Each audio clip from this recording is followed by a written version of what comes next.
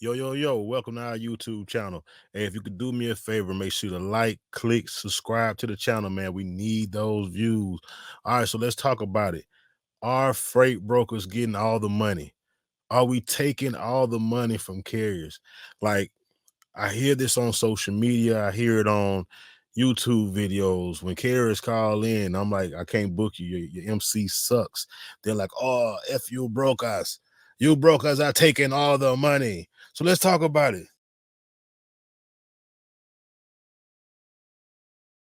Let's talk about it. Are brokers taking all the money? All right. As someone who's been in this industry 8 years, man, I've been through a lot of ups and downs, changes and turnarounds. You know what I'm saying? So I've seen it all. But I've also been a carrier, so I know both sides. As someone who does this daily, I can say for a fact, freight brokers don't take money from carriers. All right. Just to clear it up, there's no way like customer gives us a rate and we're like, okay, this is all for the carrier. We're going to take money from the carrier so we can make money. That's not how it goes. All right. Usually, most freight brokers or agents or whatever the case may be, we're getting customers that also have carriers that haul freight for them, right? Or carriers that have contacted to them and have direct contracts, whatever the case may be. So if we're competing and you see the low rates and stuff like that, that's because the customer is getting low rates back from their carrier partners. A lot of people, like I know a lot of people, they talk about like getting contracts and stuff like that. I was a contracted carrier with my box trucks. As a contracted carrier, my box trucks, it wasn't until I got out of that truck and I got into this side of it that I realized I was really getting gypped. You know what I'm saying? Like they was really jipping me on my rates. And it's like that to this day. A lot of contracted carriers will go out and get these contracts, and it's good for consistent work. You know what I'm saying? That way you're not, dealing with brokers because there's a lot of shady brokers out here. So you're not dealing with them. You're getting consistent work, but a lot of times you're getting undercut. And as brokers, when you're reaching out to these customers, they want you to compete with those undercut rates that they're getting from the people that decide to haul for them. So that's where one problem comes from. Number two, as brokers, when we get rates, let's say carrier A calls me and say I could do this for 2,400. Carrier B says I can do it for 2,200.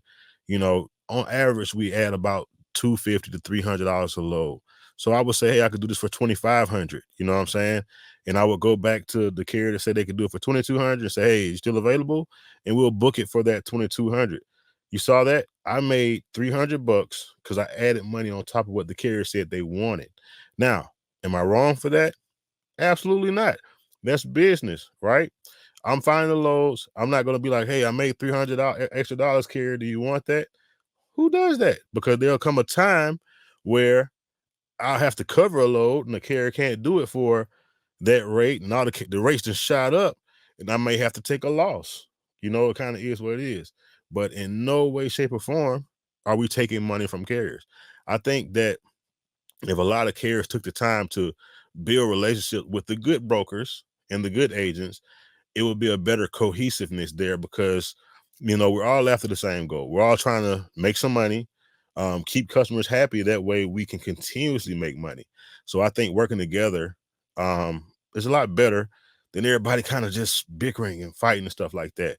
One of the main issues I'm seeing just on this side is the dispatchers, the dispatching services. You know what I'm saying? On average, if I post a shipment, I'm getting 50 calls from a lot of Sings and Muhammad's. You know what I'm saying? Like, this is be real. And they're calling and you're looking at MCs up. They don't have inspections. They don't even have trucks a lot of times. They're all from overseas, stuff like that. And then you have the double brokering situation going on where there are dispatchers and carriers that are double brokering loads out to people. So there's a lot of scam artists. But that necessarily mean that the good brokers and the good agents are the ones that are taking from carriers? Absolutely not. Absolutely not. What we're trying to do is cultivate some great relationships. That's it. With customers and carriers, you know what I'm saying? But like I say, the good carriers, the good brokers should definitely connect, link up together, and it could be some great synergy, great for everyone because believe it or not, both have something to offer. As a broker, I'm good at sales. I'm good at cultivating those relationships to get more business for you as a good resource for you as a carrier. And as a carrier, you have trucks, you have the stuff that, you know, we without you, we couldn't do anything. The world couldn't move. You know what I'm saying? So if we put those two together, our sales ability with your operations ability, we could be not, you know, unstoppable. So more of the story, brokers do not take money from carriers. You know what I'm saying? We get our money on top of what carriers are already charging us, you know, within reason. All right. So hopefully that answered people's questions on that. Stay tuned for more information, more tools, tips, all that good stuff. But be sure to like, share, subscribe to our stuff. Stay tuned. Let's go.